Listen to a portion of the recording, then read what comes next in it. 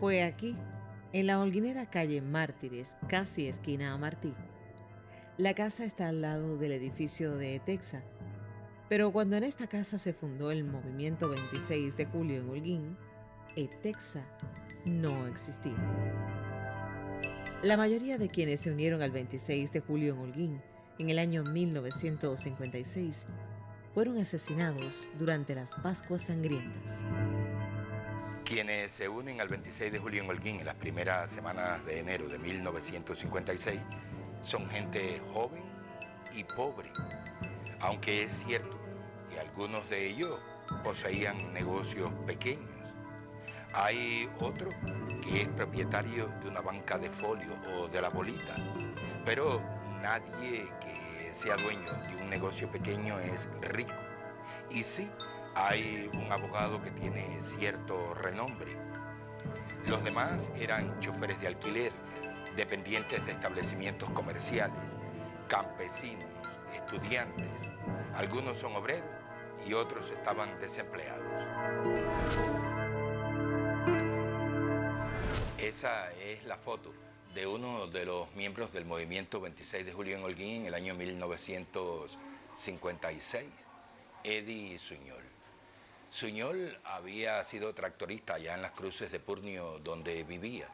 Posteriormente tuvo una fábrica de casabe, reunió un poquito de dinero y se compró una camioneta. Y con esa camioneta iba por los campos, compraba productos agrícolas y los traía a Holguín a venderlos aquí en la ciudad. Y me interesa que además de la foto desconocida de Suñol el día de su boda, vean a quien está a su lado, la novia, la que fue esposa de Suñol, la entrañable Lola Feria. Yo tuve la suerte de conocerla. Con ella bebí mucho café y después tuvimos una muy larga entrevista, se la voy a mostrar.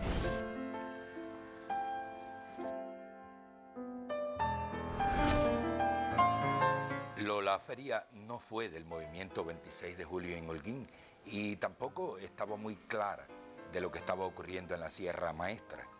Es verdad que ella fue hasta allá arriba, hasta la sierra, pero solo para ver a Suñol, y se quedó con él, y con él participó en hechos históricos, pero no obtuvo grado militar alguno. Después del triunfo fue parte de la defensa aérea. Al morir hace muy poco, Lola Feria era coronela. Eddie Suñol es de los miembros del movimiento 26 de julio en Holguín que posteriormente tuvieron una participación muy pero muy importante en la revolución, sobre todo en la sierra. Y como mismo Suñol, otros dos holguineros, Dermidio Escalona y Delio Gómez Ochoa. Los tres llegaron a ser comandantes del ejército rebelde, aunque en el caso de Suñol el ascenso fue post-mortem. Los tres holguineros, pero ninguno de los tres vivía en la ciudad. Suñol, ya se lo he dicho antes, era de las Cruces de Purnio. Dermidio Escalona era de Pedernales y Delio Gómez Ochoa de Cacocú. De los tres, el único que queda con vida es Delio Gómez Ochoa.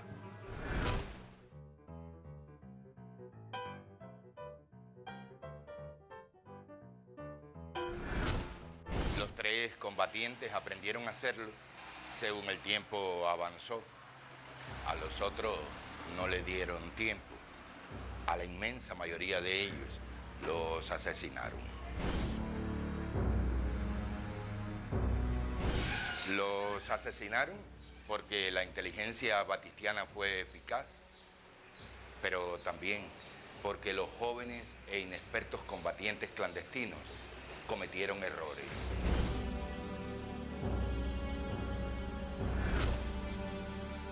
Pedro Díaz Cuello, que era el jefe del movimiento 26 de julio aquí en Holguín, publicó en la prensa local abiertamente que él era contrario a Fulgencio Batista. Y lógico, las fuerzas de la tiranía empezaron a vigilarlo de muy cerca. Y también vigilaban, y de muy cerca, a otros muchos, a quienes en el regimiento sabían que eran absolutamente fidelistas. Cuando se habla de la aniquilación del movimiento 26 de julio en Holguín en el año de su nacimiento, 1956, inmediatamente se habla de las Pascuas Sangrientas. Y sí, está bien que así se piense. En ese fatídico diciembre de 1956, la dictadura asesinó a 23 combatientes. Pero es justo que se sepa que los asesinatos comenzaron desde antes. He de narrarles la historia de Dermidio Escalona, hermano de Arsenio. Y sí, hablaremos de Arsenio, pero yo propongo que vayamos lo más cronológicamente posible. En 1956 se funda el movimiento 26 de julio en Holguín y en mayo de ese mismo año llega a la ciudad el coronel Fermín Cowley Gallegos. Vino a dirigir el regimiento que tenía sede en Holguín, pero jurisdicción en todo el norte de Oriente. O sea, Fulgencio Batista mandaba a Holguín a uno de sus principales esbirros. Sin embargo, no era en Holguín donde el movimiento 26 de julio era más fuerte. La pregunta empieza a rondar en el aire. ¿Por qué Batista mandó a Cowley para el norte de Oriente? La respuesta es muy sencilla. Es verdad que en el norte de Oriente el movimiento 26 de julio no era más fuerte que en el sur, por ejemplo, pero en el norte de Oriente estaban asentadas las principales empresas norteamericanas que habían invertido en Cuba. En fin, el coronel Cowley llegó a Holguín con la orden de reprimir cualquier descontento y, por tanto, sus primeras acciones fueron las más lógicas. Primero, reunirse con todos los policías. Después, con todos los chivatos. Y cuando tuvo la lista completa de quiénes eran los fidelistas en la zona, pues comenzó a exterminarlos. En septiembre de 1956, Cowley lleva a cabo su primera acción contra los revoltosos. Gracias a una denuncia, se entera que Gilberto Mulet Poyato era el jefe de la célula del 26 de julio en Purnio. Lo detienen, revisan su casa, encuentran armas y 100 proyectiles. A Gilberto Mulet Poyato lo sancionaron a 1 año de prisión. La acción en Purnio le permite al coronel Cowley identificar a quién es el principal dirigente del 26 de julio en Purnio, y ese era, sin lugar a dudas, Eddie Suñol. Desde entonces, la dictadura empieza a vigilar a Suñol muy, pero muy intensamente.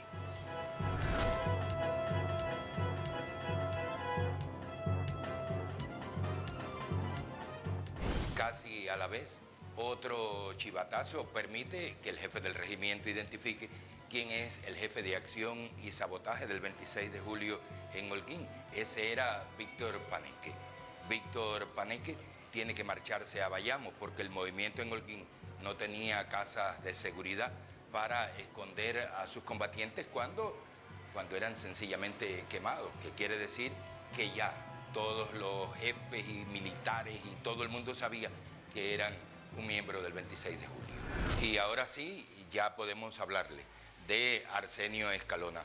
Cuando Víctor Paneque tiene que irse a Bayamo, a Arsenio Escalona lo nombran el nuevo jefe de acción y sabotaje en Holguín. Es una lástima que el Archivo Histórico Provincial en su colección de biografías no tenga absolutamente ninguna información sobre Arsenio Escalona. Nosotros sí hemos averiguado algunas cosas y se las vamos a compartir.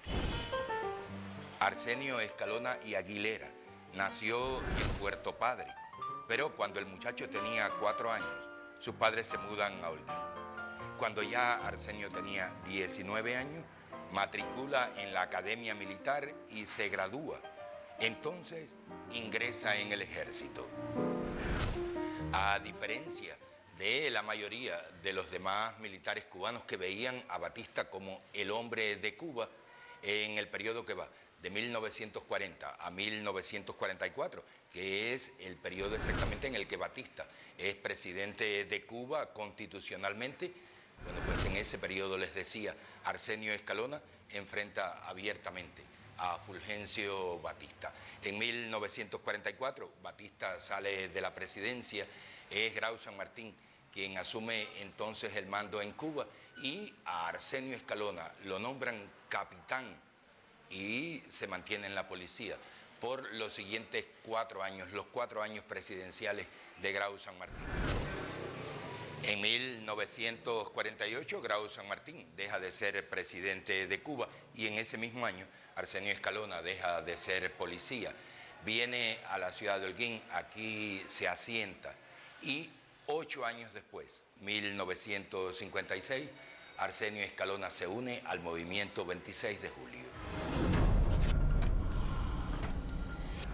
Desde mucho antes de pasar a ser el jefe de acción y sabotaje del movimiento 26 de julio en Holguín, Arsenio Escalona estaba en contacto con un individuo al que le decían Rolando Gálvez. Y le digo le decían porque nunca se ha sabido si ese era su nombre real. Este Rolando Gálvez se hacía pasar por combatiente, pero en realidad era de la policía secreta y obviamente actuaba en secreto. Pues bien, este Rolando Gálvez vino desde Santiago de Cuba, aquí en Holguín, se entrevistó con Arsenio y le prometió conseguirle armas. Armas era lo más que necesitaba el movimiento. Exactamente 4 días después, el día 7 de noviembre de 1956, el cuerpo de Arsenio Escalona apareció flotando en la bahía de Santiago de Cuba. Su cuerpo tenía síntomas de que había padecido torturas muy, pero muy salvajes. La pérdida de los combatientes antes mencionados duele a sus compañeros, pero el movimiento 26 de julio se reestructura. Pedro Díaz Cuello al frente. Nombran jefe de acción y sabotaje a Manuel Borja. De la tesorería se encargaría Luis Peña Martínez. Junto a ellos están William Aguilera, Gilberto González Rojas, al que le decían Papi, y otros más, hasta sumar unos 50. Lo que no sabían los combatientes clandestinos de Holguín y de las inmediaciones es que el coronel Cowley tenía anotado en una agenda el nombre de absolutamente todos ellos.